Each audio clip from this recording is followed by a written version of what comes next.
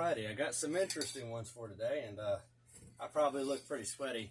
I got 2 cans of paint for the, I actually got 3, it's somewhere in the cabinet over there. But this is what I'm going to be using to paint the engine for the Corvette. This one is a, like blue anodized, which is really cool. I'm going to sand down the alternator, bolts, and intake, which is aluminum on that, and I'm going to spray it. And here's an example of what that looks like. This is a Nesco, but it's really neat. And we just set it on the ground. It wasn't nothing special, but you can see what it originally looks like. Looks neat though. And the other one here is a flat, really bright blue. And the reason is what I'm going to do is the block itself is going to be done in this color. Valve covers are going to be done in black gloss, and then the intake will be this blue anodized. So it'll look like polished anodized blue aluminum, which will be really cool. Same with the alternator and the AC compressor. Or I may do black on the AC compressor and or alternator. It just depends on how it goes. I might do an A6 or I'll do a radial. I might even do the newer style of AC compressor because I don't like V-belts. I like serpentines personally.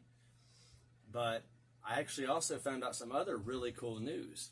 The 2000 XJR I was wanting a big block originally. I don't know if I mentioned that or not, but couldn't find reliable enough information. So I went out and I figured, well, I know people put small blocks in them. And that's a great idea. They're great motors, but I did the measurements on our dump truck, which has an LS6 in it, and from what it appears, there will be 1.5 inches room on each side of clearance between the manifolds, and I'll have to do a lower profile air cleaner on it, but it's an 80s Chevy. They're that tall for no apparent reason, and I can make that fit. I'll have to move some stuff around, but put a small block in there, I've got to do that anyway. And if I stroke it to 496 cubic inches, that's 8.1 liters, and it came with a 4 liter. And there is no torque like big block torque.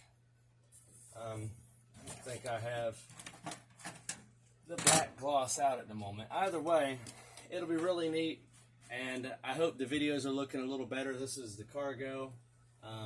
Finally got the shelves out of here. It was the whole thing. Got my toolboxes in here.